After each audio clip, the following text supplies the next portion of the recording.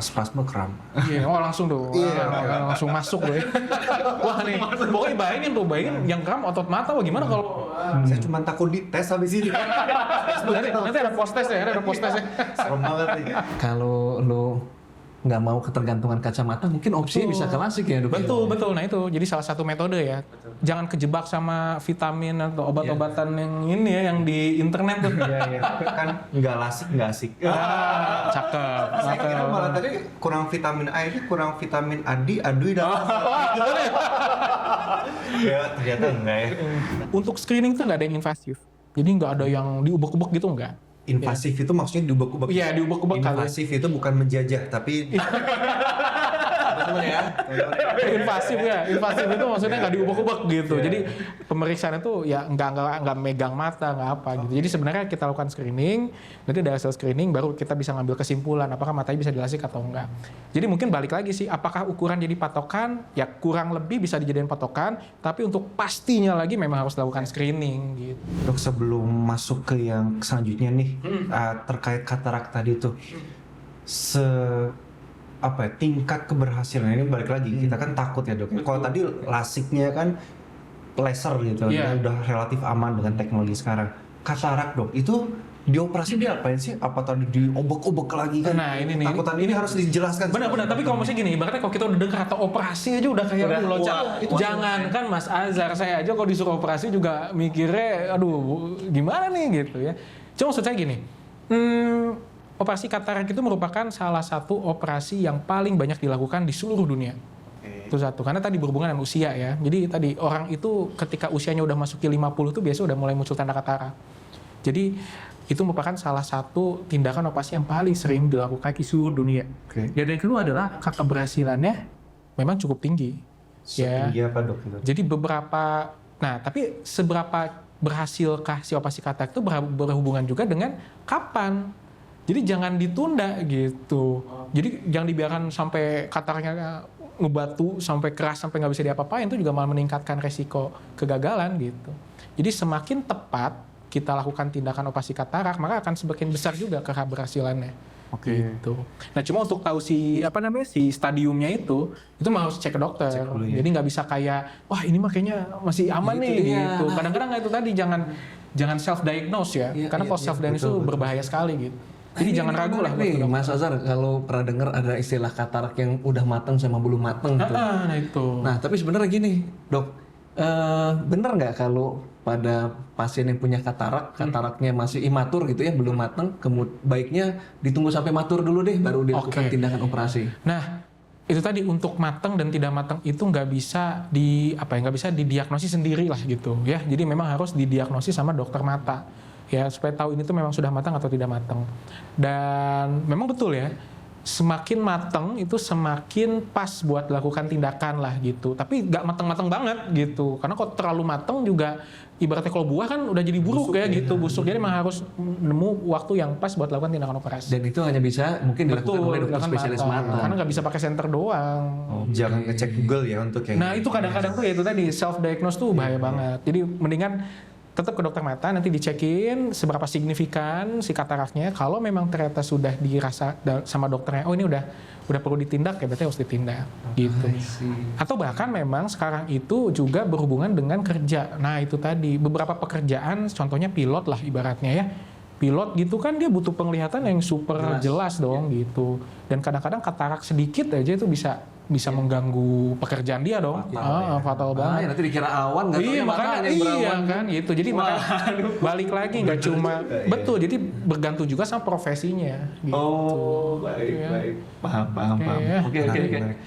Jadi tadi poin pentingnya, kalau udah ada gejala ke arah sana, ya lebih baik konsulkan aja ya ke dokter spesialis mata. Dan tingkat keberhasilannya tinggi. Penting.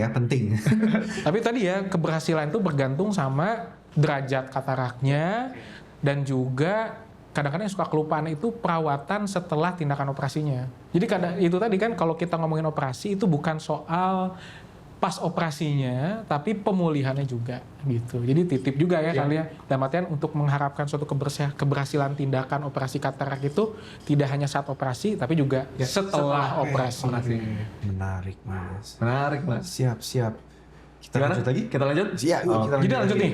Iya dong. Yang kedua nih? Kedua. Waduh. Shuffle yang kedua. Wah. Ini nyambung juga mungkin tadi diskusi sempat di awal ya, Dok. Waduh, oh iya nih. Kebetulan Computer bahasa Madura vision nih. syndrome. Computer vision syndrome. Jadi apa nih dok? Ini kaitannya dengan dry eye kayaknya, Dok, ya, dengan mata betul. kering ya. Bisa nggak ini jelasin dengan kata-kata awam? Apa sih? Emang tentang komputer doang? Monggo. Jadi, nah ini juga nih, ini merupakan salah satu penyakit yang lagi tren, lagi hit ya, apalagi dengan pasca COVID ya. COVID-19 kan beneran tuh kerjaan tuh semua lewat komputer ya, online semua, Zoom sana, Zoom sini gitu. Nah, ini adalah fenomena memang baru tren atau baru bermunculan sekitar tahun-tahun belakangan akhir tahun ini ya.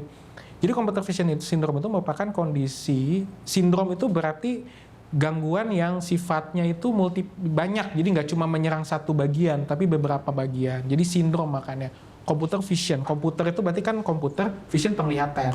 Jadi sindroma yang berhubungan dengan orang-orang yang sering menggunakan komputer. Gejalanya itu 1 tadi betul ya, mata kering.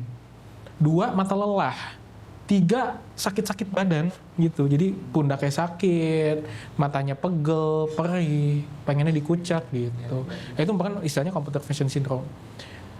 Salah satu cara untuk kita bisa menghindari si computer vision syndrome itu adalah dengan tadi metode 20-20-20 ya. Dan juga adalah penyesuaian terkait penggunaan komputer. Kadang-kadang kita suka apa ya? Suka ngasal lah pakai komputer itu sambil tidur lah, sambil ya posisinya senyamannya kita lah. Itu juga mengganggu fungsi yang lainnya. Jadi memang idealnya itu jarak antara komputer dengan mata itu minimal itu 40 cm. Berapapun inchnya. Betul. Jadi 40 cm itu harus untuk komputer ya, sekitar lebih dari 40 cm. Kalau TV ya tadi tergantung inch ya. Tapi kalau komputer kan paling layarnya segitu ya. Itu kurang lebih 40 cm. Saya sih kadang-kadang suka ngeibaratinnya 2 jengkal lah. Gitu. Dan posisinya tuh agak sedikit turun ke bawah. Jadi nggak terlalu signifikan bawah. Jadi agak sejajar tapi agak bawah dikit. Nah gitu. Jadi nggak yang kayak gini, nggak yang terlalu gini juga kan nanti pegel ke sini. Jadi itu. Nah, ini menarik, Dok.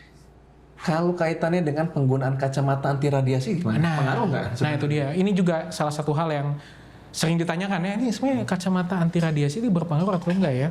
Nah sebenarnya untuk menahan minus atau misalnya mencegah si computer vision syndrome itu sebenarnya tidak signifikan sebenarnya. Kenapa? Karena tadi rekomendasi utamanya adalah pembatasan digital. Jadi ibaratnya apakah dengan menggunakan kacamata radiasi si 20-20-20 nggak usah dilakukan? Nggak bisa. Tetap si 20-20-20 tadi itu adalah rekomendasi utamanya. Kacamata anti radiasi itu ternyata berpengaruhnya kemana? Ke mata keringnya. Gitu. Ya. Jadi salah satu ada studi dia tuh membandingkan antara penggunaan kacamata yang anti blue light itu dengan yang tidak, yaitu tadi ngaruh ke mata keringnya. Jadi lebih nyaman aja sebenarnya, tapi nggak mengganggu tidak berpengaruh jadi menahan minus lah atau misalnya yang lain. Tapi dok, kalau misalnya kan bahasanya terlalu spesifik ya, komputer. Tapi kan gadget kita nggak komputer aja. Dok. Betul. Ada tablet gitu kan ya. Betul. Apalagi kalau misalnya marketing HP, betul. Terus sekarang sudah smartwatch, bahkan sekarang ada raksasa teknologi ngeluarin kacamata. AR ya? Nah, AR. Iya bukan AR aja kan ada yang smartphone di kacamata gitu. Itu bukan 40 cm lagi dok, itu 2 jari.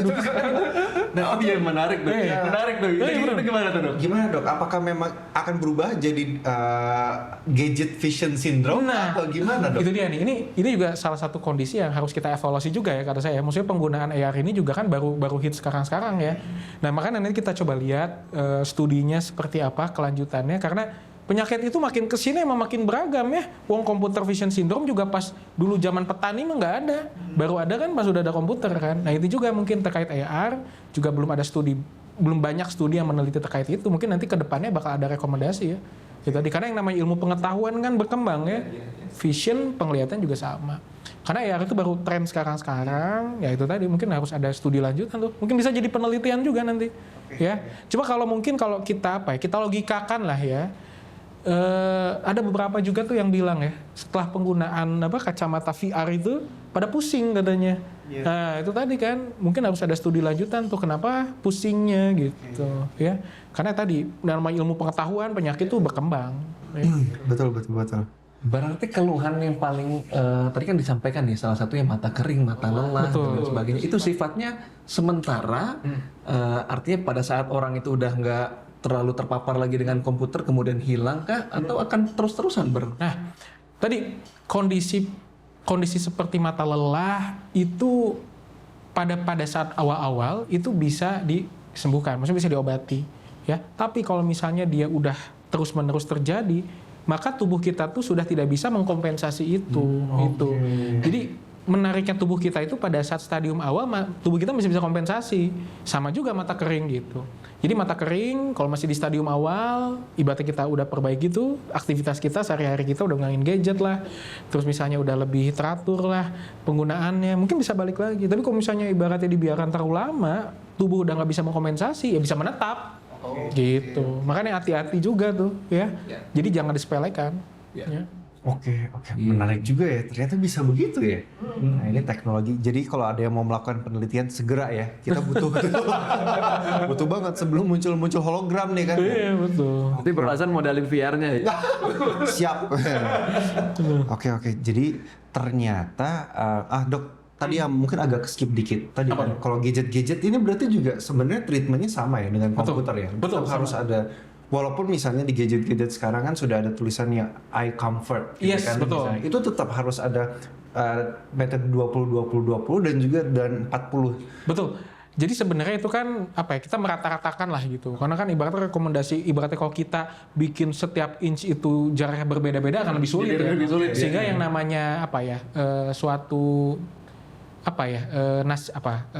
rekomendasi kesehatan itu dibuat semudah dipahami mungkin. Nah, salah satunya tadi jarak 40 cm itu ya lebih enak kalau kita gunakan untuk semua. Meskipun memang sekarang tuh kan tadi ya trennya si HP itu kan udah ada eye comfort itu ya. Itu juga bisa menjadi alat bantu kita supaya reminder lah gitu ya.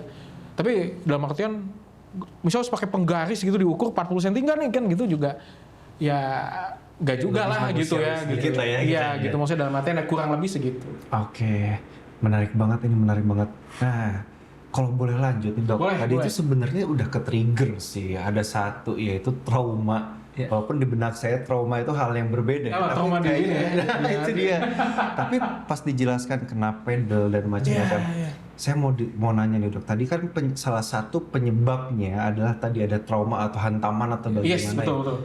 Nah, kalau yang misalnya pekerjaan adalah petarung MMA Dok, setiap hari dihantam juga Dok kepala gitu kan? Nah itu apakah berarti resiko dia mengalami katarak lebih besar? Betul. Atau sebenarnya maksud saya gini, karena kalau misalnya kita pekerja kantoran di depan komputer terus dibandingkan mereka yang melakukan tadi kan MMA memang keras tapi fisiknya kan terus dilatih, metabolisnya lebih baik. Apakah ada pembeda dan juga tingkat resikonya itu juga akhirnya berbeda juga?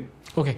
Jadi memang kalau kita lihat tuh kan area kepala juga area yang ini ya, area yang vital gitu kan. Maksudnya di petarung juga kan dia nggak, ya kepala tuh salah satu yang warning lah gitu ya, pakai helm dan lain-lain gitu.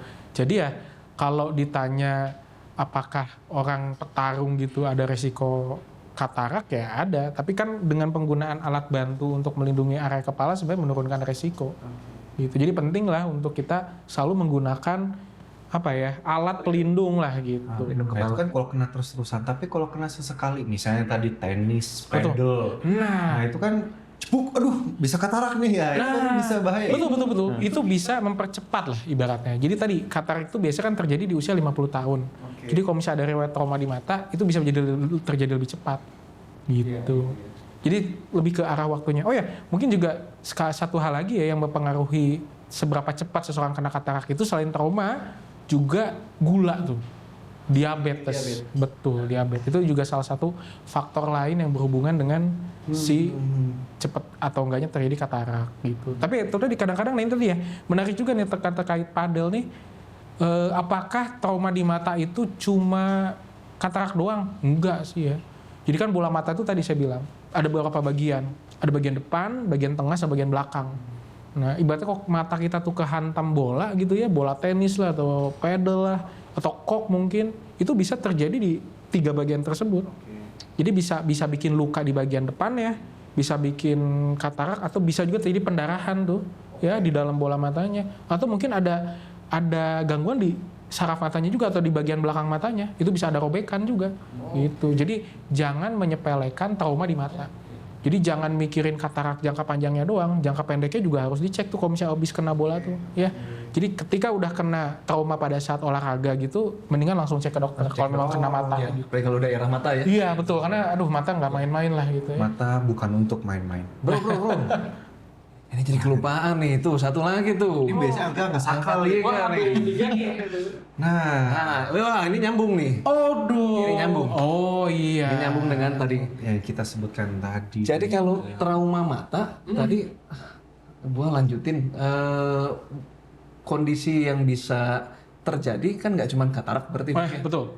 Bisa juga perdarahan. Betul, pendarahan. Nah, baiknya seperti apa nih penata laksanaan awal gitu, pengobatan awalnya sebelum si pasiennya ke dokter kan biasanya mungkin hari Minggu nggak buka misalnya Betul. atau jauh dari rumah sakit, ini gimana nih dok? Nah ini nih kalau trauma ya, kita ngomongin soal trauma ya. Jadi trauma itu saya bagi dua aja dulu deh ya. Jadi ada trauma tumpul sama trauma tajam ya. Trauma tumpul tadi kepukul lah, kebentur lah ibaratnya, berantem gitu ya ibaratnya, anakmu kepukul, rebutan pacar ibaratnya kena mata, itu masuknya trauma tumpul. Atau kena bola pedal, atau kena bola voli, atau kena bola basket, kena air mata, itu masuknya trauma tumpul. Lagi trauma tajam itu ya ketusuk lah ya, atau misalnya lagi ngelas gitu ada yang loncat lah gitu kan tajam gitu. Kalau gas air mata masuknya mana? Nah, kalau gas air mata tuh maksudnya trauma kimia nanti. Oh. Betul, beda lagi ya ini. Jadi ada 3 lah. Oke, satu lagi trauma kimia. Kena cairan lah, kena gas lah gitu. Jadi ada 3 tadi ya. Trauma tumpul, trauma tajam, trauma gas kimia. Oke, kita berangkat dulu dari trauma tumpul. Trauma tumpul itu memang nggak kelihatan, ya. Makanya tadi kena bola, matanya nggak apa-apa, tapi nggak tahu di dalamnya. Gitu. Jadi memang hal yang harus pertama dilakukan adalah langsung cek. Ya, dan jangan ditunda sih walaupun nggak ada keluhan. Betul, jadi maksudnya dalam artian dicek lah ya, karena keluhan itu kadang-kadang di awal nggak kerasa apa-apa, baru muncul tuh belakangan. Tapi semakin cepat ke dokter mata, bisa ketemu pada saat masih awal, masih bisa kita tahan supaya nggak terjadi yang lebih lanjut gitu. Itu langsung dicek, maksudnya gini, kalau misalnya demam gitu kan, itu 3 hari kan kalau kita ke dokter. Kalau kehantam misalnya mata tadi trauma tumpul, kehantam langsung bisa dicek loh. Bisa. Oke. Bisa, jadi mendingan langsung dicek. Karena mungkin pertanyaannya ini, ya diperiksa itu apa dari dokter spesialis mata? Oke, yang diperiksa itu adalah pertama adalah si kondisi eksternalnya atau di bagian luar matanya. Jadi kan mata tuh kecil ya. Jadi kadang-kadang kasat mata tuh suka nggak kelihatan. Jadi kadang-kadang pas dilihat tuh ternyata ada pendarahan kecil. Nah itu yang makanya hanya bisa dilihat pakai alat khusus yang ada di dokter mata. Ya, itu satu. Ya, memang kalau gejala awal kadang-kadang buram atau enggak ya. Tapi kadang-kadang tuh pendarahan yang sedikit itu nggak kerasa kayak buram, ya.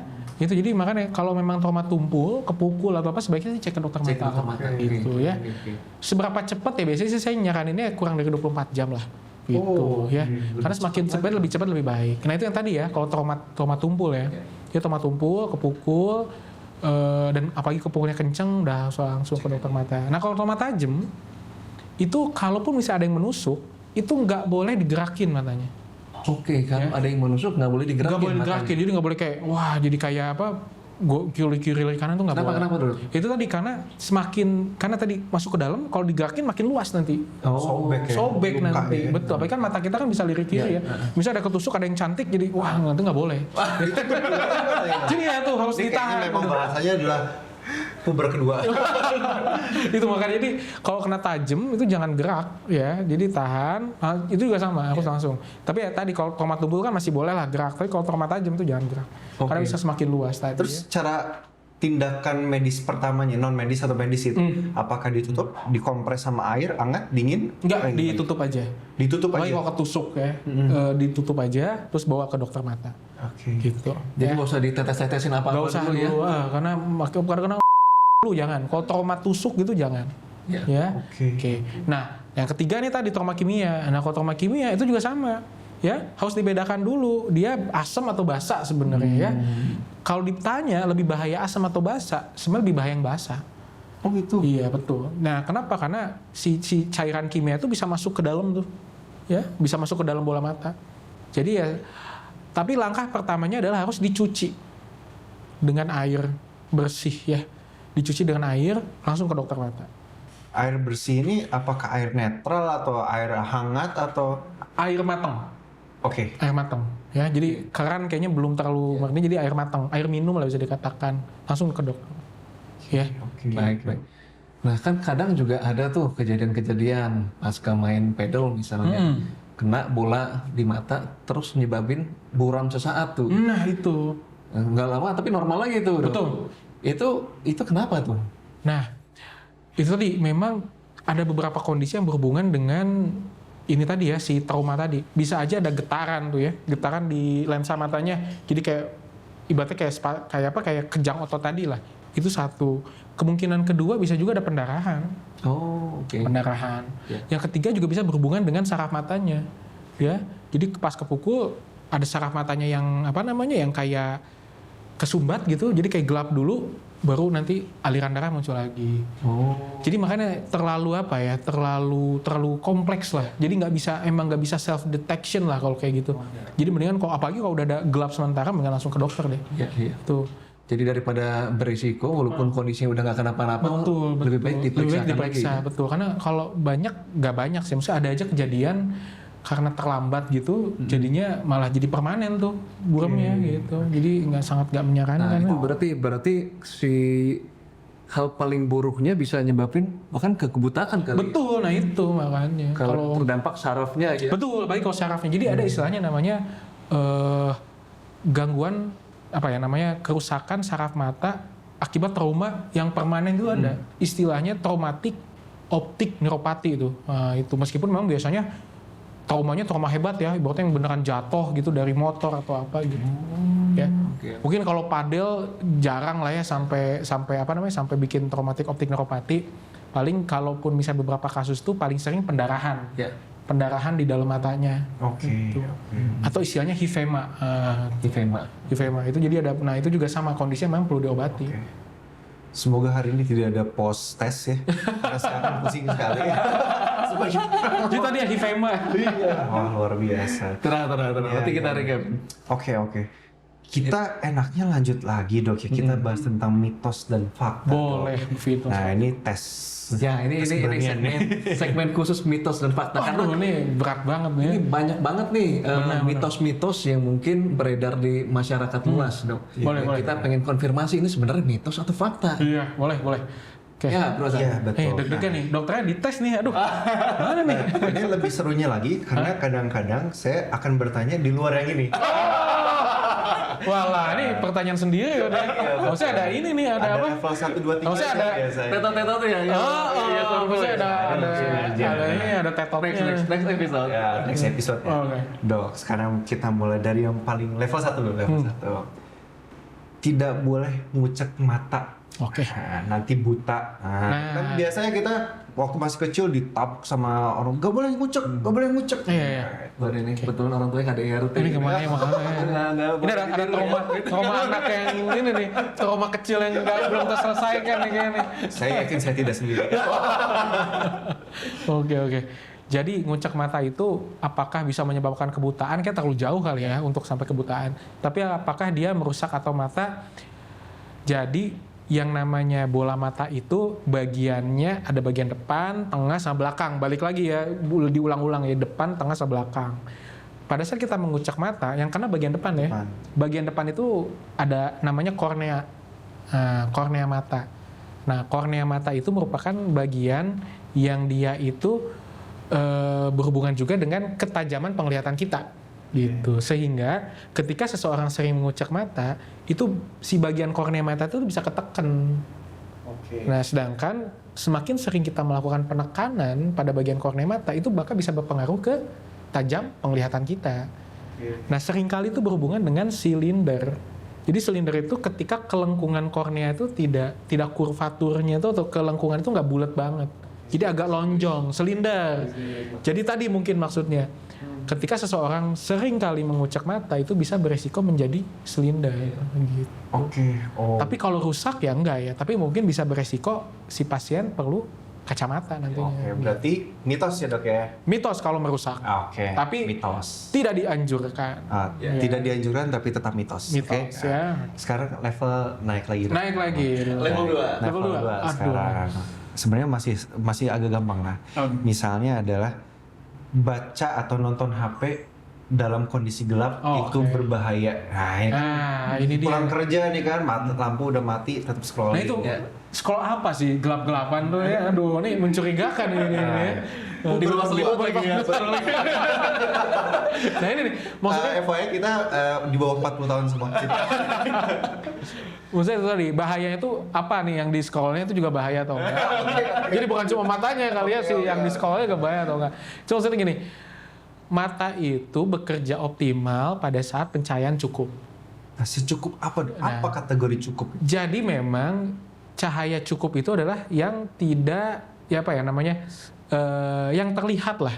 Ya, kalau misalnya dalam satuan illuminance itu ya kan susah juga kita ngukur ya kesulitan saya. Jadi di cahaya di mana kita itu tidak ada usaha berlebih untuk melihat lah, gitu. Nah, jadi kalau terlalu gelap itu menyebabkan, jadi gini, prinsipnya pupil itu ada di bagian mata kita ya, yang dia ngatur keluar masuknya cahaya ya. Jadi pada saat cahaya banyak dia itu ngecilin, pas cahaya gelap dia itu membuka. Pada saat kita di ruangan gelap, pupil itu kan membuka kan, sehingga cahaya yang masuk itu jadi besar. Jadi bikin mata. Nah, itu tetap karena kan pupil itu bekerja nggak cuma dari satu sumber cahaya, dari sumber cahaya yang lain. Sehingga ketika kita melihat dalam kegelapan, itu menyebabkan pupil mata kita itu agak confused lah gitu. Sehingga menyebabkan cahaya yang masuk itu jadi berbayang gitu. Nah, pertanyaan selanjutnya, merusak mata atau enggak? Kalau merusak, tidak. Menyebabkan mata menjadi lebih lelah, iya. Karena pas saat kondisi gelap, tadi kerjanya akan jadi lebih berat juga. Oke. Berarti ini masuk mitos atau fakta? Jadi, mungkin sama ya maksudnya? Semi fakta ya. Semi fakta sebenarnya. Sama kayak tadi kali ya, mengucek mata kan mungkin kalau merusak, enggak, tapi ya enggak baik untuk mata. Ini juga sama. Jadi tidak baik untuk mata, tapi kalau merusak, enggak sih sebenarnya. Menarik. Lanjut. Coba dua lagi lah atau tiga lagi. Ini kayaknya dua-duanya ya, level 3 ya. Level 3 deh. Dok, lebih capek kerja di belakang komputer daripada kerja di lapangan. Nah, ini pertarungan sengit lah ya. Oke, jadi lebih capek kerja di komputer dibanding di orang kantor sama orang lapangan. Nah, itu bahasanya, Dok. Oke. Nah, secara fungsi matanya. Fungsi mata ya. Fungsi mata ya. Katanya bisa lebih capek ya. Apakah benar? Nah, kalau menurut saya lebih capek depan komputer untuk mata iya. Kalau di lapangan itu kan tadi mata itu berakomodasi atau ototnya itu digunakan pada saat lihat dekat. Jadi kalau misalnya di lapangan kan kita lihat jauh ya. Jadi sebenarnya otot mata dia nggak kerja, dia malah relax gitu. Jadi sebenarnya kalau lihat dekat otot mata dia capek bekerja terus, tapi di lapangan kan otot mata relax. Tapi otot lain yang dipakai. Iya. Ini yang lebih sehat kan ya. Jadi lebih sehat. Jadi makanya otot mana nih yang mau dipakai gitu? Otot mata atau otot badan? Berarti memang jangan ada perselisihan lagi ya. Jadi dua-duanya tuh ada otot yang digunakan lah. Iya. Nah, satu lagi mungkin ya, Dok ya. Boleh. Satu ini lagi. level terakhir nih. Level terakhir, tapi kayaknya nggak terlalu berat juga. Udah minta mana nih? Kirain level 3 udah agak susah tuh. Yang paling susah. Tapi ini sensitif, Dok. Apa tuh? Tadi ya ada trauma mata tadi kan, bisa Oke. kena gas air mata atau kena ngelas tadi. Yes, kan. betul. Ada satu, dibanjur sama air sirih. Nah, itu gimana, Dok? Ini sekalian teaser ya. Bener nggak ini ya? Kalau misalnya bener kan lumayan deh. Oke. Bocoran. Kalau saya tuh kadang-kadang suka nggak mau ngasih jawaban yang direct gitu ya, karena itu malah mempersempit wawasan kita gitu ya. Oke. Tapi kalau kita coba kita lihat, kita kaji lah gitu ya terkait air sirih. Air sirih itu kan sebenarnya fungsinya zaman dulu tuh buat antiseptik ya. Pernah kan, maksudnya dulu kan sirih itu pokoknya rebusan daun sirih itu fungsinya untuk antiseptik gitu kan. Nah, masalahnya adalah rebusan air sirih itu yang digunakan itu bersih atau enggak gitu. Jadi kalau misalnya ibaratnya itu diolah dengan air yang kita nggak tahu lah, daun sirihnya juga nggak bersih lah, itu malah membuat resiko di mata kita kena infeksi pada mata. Betul. Makanya maksud saya adalah kita lebih penting fokus terhadap mata itu memang tidak boleh terkena cairan yang kotor. Itu. Jadi harus memang menggunakan cairan yang bersih ya. Kalaupun misalnya ibaratnya nih si daun sirih ini cairannya udah kita sterilisasi dengan sedemikian rupa, mungkin jadinya cairan bersih yang mungkin bisa digunakan. Tapi Tapi kalau misalnya belum yang kita olah sendiri, saya sih nggak menyarankan, ya gitu. Jadi lebih ke kita nggak bisa memastikan daun sirih yang digunakan bersih atau enggak. Kalau ternyata nggak bersih, mungkin secara manfaat bisa jadi antiseptik. Tapi kalau nggak bersih malah jadi infeksi Malah gitu jadi infeksi, ya. gitu maksudnya gitu. Oke, jadi ini adalah mitos atau fakta atau semi fakta? Tadi pertanyaannya daun sirih, manfaat daun sirihnya?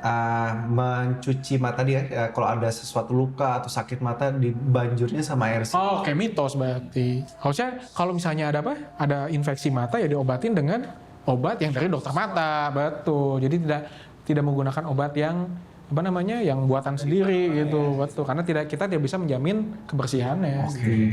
Jadi jangan pakai yang aneh-aneh. Iya. Dokter. Iya, betul. Ini kan obrolan. Iya. Obrolan dengan ahli kesehatan. Oke. Gitu Satu lagi deh. Waduh, boleh. Boleh. 10 lagi juga boleh. Aduh. Oke, siap. Nah, satu lagi yang kayaknya udah stigma di mana-mana nih. Kalau pengen matanya sehat, makan wortel. Makan wortel suruh wortel mentah lagi. Ya, pokoknya wortelnya 1 kilo ya. Iya, itu sampai dibuatin jus ya waktu itu. Biar ini biar matanya sehat ya. Oke. Jadi yang namanya wortel itu, ini saya nggak bilang fakta mitos langsung ya. Jadi kita bahas teorinya dulu lah gitu ya. Biar paham juga nih ya penonton. Wortel itu memang adalah sayuran yang kandungan vitamin A-nya tinggi. Sedangkan kita tahu sendiri ya bahwa vitamin A itu bagus untuk mata. Nah, tapi bagusnya untuk apa sih? Jadi wortel itu kandungan vitamin A itu memang digunakan untuk tubuh kita mengkonversi cahaya menjadi arus listrik. Oke. Gitu ya. Jadi kan mata itu adalah organ yang menangkap cahaya yang nanti akan diteruskan ke otak. Nah, jadi wortel itu bergunanya di situ. Berguna untuk membantu mata kita itu supaya bisa memproses visual atau gambaran yang ditangkap oleh mata ke otak. Oke. Nah, sekarang kita ngomongin lagi nih, penyakit mata mana yang ingin kita basmi? Kalau kacamata atau refraksi, masalahnya bukan di situ. Refraksi itu tadi hubungannya dengan ketajaman penglihatan. Nah, mungkin tadi juga belum kebahas sih kayaknya ya. Si bola mata itu sebenarnya tuh bentuknya kan bola nih. Jadi kalau orang minus itu bola matanya lebih panjang ya, karena cahaya itu jatuhnya di depan retina. Jadi normalnya itu cahaya masuk ke dalam bola mata itu akan jatuh di retina. Retina diteruskan ke otak lah gitu ya. Nah, jadi kalau orang minus itu bola matanya panjang. Ya, terlalu panjang sehingga cahaya harusnya jatuhnya di retina dia di depan. Nah, sedangkan itu kan dia tidak berhubungan dengan metabolisme ke otaknya, sehingga mau minum jus wortel 8 kilo, 10 kilo tidak akan mempengaruhi si panjang bola mata. Ya. Jadi ya kalau ditanya wortel bisa ngurangin minus atau enggak ya enggak. Ya. Tapi wortel bagus nggak buat mata? Ya bagus karena dia ngebantu untuk mengolah si sinar yang tadi ditangkap mata buat ke otak gitu. Jadi rata-rata kondisi itu tadi pada kondisi rabun ayam tuh bagus. Iya, rabun ayam bagus. Tapi kalau minus karena nggak berpengaruh. Ya, gitu. Berarti tidak mengobati minus plus? Ya. Tidak juga. Tidak juga. Karena kalau plus apa tadi? Kalau minus dia terlalu panjang, kalau plus berarti kebalikan pendek dia bola matanya gitu. Jadi dia nggak ada hubungannya kalau manfaat vitamin A tadi ya. Ke refraksi yang tadi perlu kacamata enggak, tapi untuk kondisi yang berhubungan dengan vitamin A dia berpengaruh. Jadi sebenarnya fakta juga ada manfaatnya. Ada manfaatnya, tapi bukan buat kurangin minus gitu. Begitu. Mantap. Oke, terjawab semua. Terjawab semua, Bro. Terlalu keren nih. Waduh, ini kayak semuanya level 1 semua. Ini semua, Bro. Waduh. Wah, ini mantap banget. Kayaknya harus di-recap, Dok. Saya ini nggak berani nih, banyak tadi kata-katanya luar. Siap. kita coba recap dikit. Iya, boleh. Supaya lebih nempel gitu ya. Oke. Jadi tadi pertama kita bahas terkait dengan kelainan refraksi. Betul. Kelainan refraksi itu tadi ya variasinya ada yang di mata minus, mata plus, mata silinder gitu ya. Tergantung pada kondisi-kondisinya. Sama mata tua tadi. Sama mata tua tadi, rabun tua yang kita mulai di usia berapa rata-rata? 40. Wah, 40. Ya. 40. Puber kedua. Life begins at 40. Lanjutannya tadi terkait dengan lasik. Lasik, salah satu metode yang sekarang mungkin udah cukup umum ya, Dok, Cukup ya, umum. digunakan. Memang sifatnya invasif, bukan buat menginvasi ya, Iya, tapi invasif itu tindakan Tidak diubek-ubek gitu ya, pembedahan. yang tujuannya untuk mengurangi ketergantungan seseorang dalam jangka panjang dengan kacamata. Kacamata, betul. Walaupun tidak ada jaminan tidak balik lagi, Dok, ya. Betul. Masih bisa jadi kemungkinan kacamata dilakukan kembali. Betul. Dan tadi lasik perlu dilakukan screening dulu. Screening dulu, betul. Ada beberapa kriteria nggak semua orang tuh bisa bisa dilasik. dilakukan lasik. Matanya harus tadi maksimal di minus 10, Ya, biasanya. usianya udah 17 tahun, Iya. ketebalan Korneanya cukup juga baik. itu harus diperhatikan. Nah, lanjut tadi terkait dengan dry eye juga nih, mata kering. Tadi mata kering dijelaskan ada prinsip 20-20-20 itu keren Betul. banget tuh, teman-teman. Baru 20-20-20. Coba Kang Azhar apa? 20-20-20. 20 menit nonton, maksud melihat, Ya. terus 20 detik relaksasi Yes. yang jauh, yang 20 feet. Iya, Yes. itu jaraknya. Ya, Yes, post credit lulus. itu ya. Jadi ada prinsip 20-20-20 itu keren banget. Ditambah lagi mungkin ada manfaatnya nggak sih, Dok? Tadi saya lupa nanya tuh, artificial eye tears. Nah, Untuk mata kering mata khususnya. kering betul. Nah, karena tadi jadi air mata itu idealnya itu nempel di mata tuh, ya. Jadi air mata tuh kayak melumasi mata. Nah, kalau mata kering kan berarti tidak ada tuh ya cairannya. Nah, si artificial tears itu atau air mata buatan itu membantu supaya si air mata tuh ketahan. Oh. Jadi lebih lama, dia lebih long lasting gitu. Oke. Jadi ya ada gunanya karena sehingga mata kita si air matanya lebih banyak lebih lembab, nempel, betul. Artificial eye tears itu yang ini. Tetes mata. Tetes mata apapun itu. Tetes mata Betul. berbagai merek udah banyak Berbagai kayaknya merek, ya betul. sekarang. Saya nggak bisa bawa merek. Kecuali sponsor ya. Sponsor ya. Ya betul. Nah, tadi juga prinsipnya satu lagi adalah dengan melihat pada jarak 20. 40. Itu ini jengkalnya. Ya, Kurang lebih ya 2 cm. jengkal atau 40 cm. 2 jengkal tuh. Jangan kasih saya senam jantung. Serem juga. Lompat lagi tadi terkait katarak nih. Iya, betul. Katarak juga tadi udah dijelasin sama Dokter Adwi, menarik banget bahwa katarak memang paling sering terjadi pada usia tua, walaupun ternyata katarak juga nggak selalu pada usia tua. Betul. Ada juga yang disebabkan karena obat-obatan, karena trauma. Jadi ada kondisi-kondisi lain yang bisa menyebabkan katarak, dan operasinya juga udah cukup sering ya. Betul tadi makanya. Udah sangat-sangat ya bisa dibilang aman ya. Aman, betul, angka keberhasilannya cukup tinggi. Tapi keberhasilannya bergantung kapan kita melakukan tindakan operasi tersebut. dan perawatan pasca operasi. Setelahnya operasi. Operasi. Nah, yang terakhir nih terkait dengan trauma mata. Ini kaitannya mungkin banyak juga kejadian sekarang, olahraga lagi hits Betul, kan, pedal tuh. atau kemarin tuh kasus-kasus Oh iya, gas air mata. betul. Nah, jadi ternyata paling yang harus dilakukan paling utama adalah mencuci ya. Mencuci. Jadi kalau Mencuci kena dengan tadi air kalau kena bersih. gas atau kena apa itu ya dicuci pakai air mateng. Habis itu langsung ke dokter. Setelahnya langsung konsultasikan ke dokter. Ke dokter spesialis mata, walaupun misalnya tidak ada gejala yang dimunculkan untuk memastikan aja. Gitu, Bro. Biasa. Post testnya sudah selesai ya. Ya, boleh kita mungkin habis ini kan harus meeting lagi. Oh iya, benar. Aduh, pasien yang Aduh, Dok. Harus ke poli lagi saya. Makasih banyak ya. Ini waktunya udah dicuri-curi nih buat konsultasi. Ini konsultasinya Bro Azhar. Jadi intinya gimana? Harus ke nanti daftar aja ya langsung ya. Jadi Bikin kalau appointment ya. misalnya mau ketemu gimana nih? Nah, itu pertanyaan pentingnya. Oke. Jadi kalau misalnya mau konsultasi lebih lanjut, saya berpraktek di klinik mata Bandung Eye Center, ya. Kemudian di RS Edelweiss dan di Rumah Sakit Unpad Pajajaran, ya. Siap. Hari-harinya dong, Dok, sekalian. Untuk saya di klinik Bandung Eye Center itu Senin, Selasa, Rabu. Untuk di RS Unpad itu saya Kamis, Jumat, ya. Untuk di Edelweiss saya sore, Senin, Selasa. Padat banget. Ya, oke. Jadi udah full jatuh. Enggak, tapi ya maksudnya untuk konsultasi mata sih terbuka. Wah, Jam terbang tinggi. Wah, tinggi melambung. Kita tinggal lihat nanti umur 40-nya gimana. Ujung-ujungnya kata-kata juga kok. Iya. Oke, Dok. Oke, terima Makasih banyak ya. Oke. Keren banget, Dok. Mungkin kita tutup ya podcast di hari ini. Teman-teman jangan lupa untuk like, share, dan subscribe podcast ini, dan mungkin tunggu kita di episode selanjutnya dengan ahli-ahli kesehatan lainnya. Oke? Siap. See you. Dadah. Thank you semua. Thank you ya, Dok. Like, subscribe ya. Oke. Thank you, Dok. Yuk.